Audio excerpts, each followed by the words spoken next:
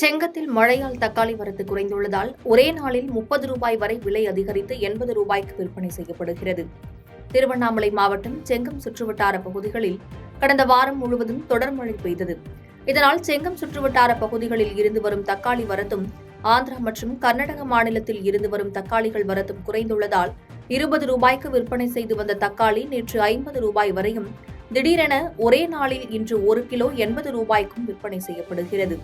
இந்த விலை ஏற்றத்தால் பொதுமக்கள் அதிர்ச்சியடைந்த நிலையில் சாலையோர தக்காளி வியாபாரிகள் அதிக விலை கொடுத்து தக்காளி வாங்கி வந்து அதனை விற்பனை செய்ய முடியாமல் பெரும் நஷ்டம் ஏற்பட்டு விடுமோ என வேதனையில் உள்ளனர்.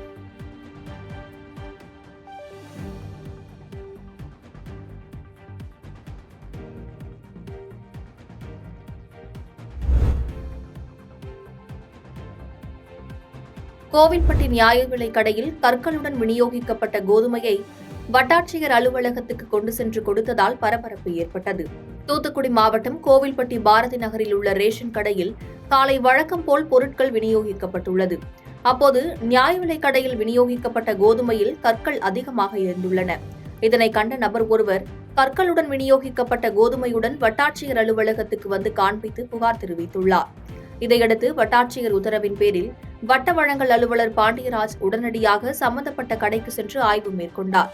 இதில் மக்களுக்கு விநியோகிக்க வைத்திருந்த ஒரு மூட்டை கோதுமையில் கற்கள் இருந்தது கண்டறியப்பட்டு உடனடியாக அதனை மாற்ற நடவடிக்கை எடுக்கப்பட்டு அதன் பின்னர் கற்களுடன் விநியோகிக்கப்பட்ட கோதுமையை மக்களிடமிருந்து பெறப்பட்டு அதற்கு பதிலாக நல்ல கோதுமை விநியோகிக்கப்பட்டது.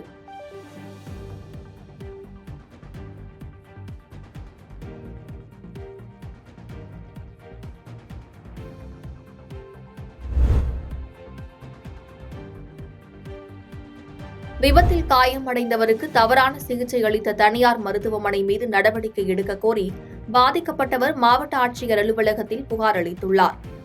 ஈரோடு மாணிக்கம்பாளையம் பகுதியைச் சேர்ந்தவர் பூபதி. ஓட்டுநராக பணிபுரிந்து வரும் இவர் கடந்த 1ஆம் தேதி இருசக்கர வாகன விபத்தில் பலத்த காயமடைந்துள்ளார். இதனால் அருகாமையில் இருந்த தனியார் மருத்துவமனையில் சிகிச்சை பெற்றுள்ளார். அப்போது சிகிச்சை அளித்த மருத்துவர்கள் தரப்பில் இடது புருவத்துக்கு மேல் தையல் போட்டுள்ளனர். அதில் எதிர்பாராத விதமாக துணியை உள்ளே வைத்து தவறாக தையல் போடப்பட்டதாக கூறப்படுகிறது. சிகிச்சை பெற்று வீடு திரும்பிய பூபதிக்கு 3 தினங்களுக்கு பின்னர் கடும் வலியால் அவதிப்பட்டுள்ளார். இதையடுத்து ஈரோடு அரசு மருத்துவமனையில் பரிசோதித்ததில் மருத்துவர்கள் தவறாக துணியை உள்ளே வைத்து தைத்தது தெரியவந்தது. இதனை அறுவை சிகிச்சை மூலமே சரி செய்ய முடியும் என மருத்துவர்கள் தெரிவித்துள்ளனர். அதன் பேரில் தனக்கு இழைக்கப்பட்ட அநீதி வேறு யாருக்கும் ஏற்படக்கூடாது எனவும் தவறான சிகிச்சையின் காரணமாக வேலைக்கு செல்ல முடியாமல் வாழ்வாதாரம் பாதிக்கப்பட்டுள்ளதால் சிகிச்சை அளித்த தனியார் மருத்துவமனையின் மீது உரிய நடவடிக்கை எடுக்க வேண்டும் என ஈரோடு மாவட்ட ஆட்சியர் அலுவலகத்தில் பாதிக்கப்பட்டவர் புகார் மனு அளித்துள்ளார். ஸ்கேன் பண்ணி பார்த்ததுல தெரியுங்க. என்ன இந்த இடது கண் மட்டும் எனக்கு சரி பார்வை கொஞ்சம் லைட்டாக கொஞ்சம் கம்மியாக இருக்குது. வலது கண் நல்லா ஓரளவுக்கு கிளியராக தெரியுதுங்க. இந்த இடது கண் மட்டும் பார்வை கொஞ்சம் லைட்டாக கொஞ்சம் கம்மியாக இருக்குது. நீ அது அந்த மாதிரி வந்துட்டு இப்போ டாக்டர்ஸ் என்னன்னு பார்த்துட்டு அட்மிட் ஆக சொல்லிக்கிறாங்க. தையெல்லாம் பிரிக்க சொல்லிட்டுங்க. இவங்க வந்துட்டு ஜிஹெச்சில் வந்து இப்போ மேடம் போடணும்னு சொல்லிக்கிறாங்க. நீ மறுபடியும் அதுக்கு எத்தனை நாள் ஆகுது தெரியலைங்க. 1 மாதம் ஆகலாம், 2 மாதம் கூட ஆகலாம். இப்போ நீ அது வரைக்கும் நீங்கள் ஹாஸ்பிட்டலில் தான் இருக்கணும். அதுக்கு மேலே என்னோட வாழ்வாதாரம் என்ன பண்ணுறேன்னு எனக்கு புரியலைங்க. எனக்கு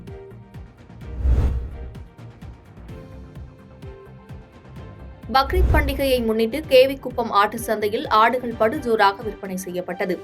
வேலூர் மாவட்டம் கேவிக்குப்பம் சந்தைமேடு பகுதியில் வாரந்தோறும் ஆட்டுச்சந்தை நடைபெறுவது வழக்கம். அதேபோல் நடைபெற்ற ஆட்டுச்சந்தையில் வேலூர் மாவட்டத்தில் பல்வேறு பகுதிகளில் இருந்தும் அண்டை மாநிலமான ஆந்திராவில் இருந்தும் வெள்ளாடுகள், செம்மறி ஆடுகள், நெல்லூர் கிடா ஆடுகள் என பல்வேறு ரக ஆடுகள் வரத்து என 1500க்கும் மேற்பட்ட ஆடுகள் விற்பனைக்கு வந்தது.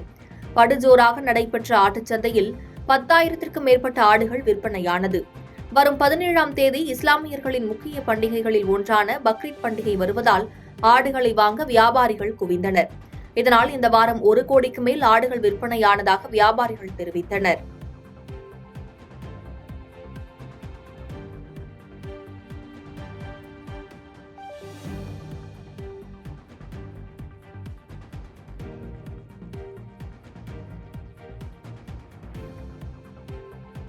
பாதகம் செய்பவரை கண்டால் நாம் பயங்கொள்ளலாகாது பாப்பா.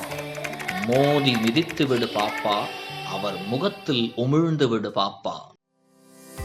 அண்மை செய்திகளை உடனுக்குடன் தெரிந்து கொள்ள இணைந்திருங்கள் இயம்நாடு தொலைக்காட்சியுடன்.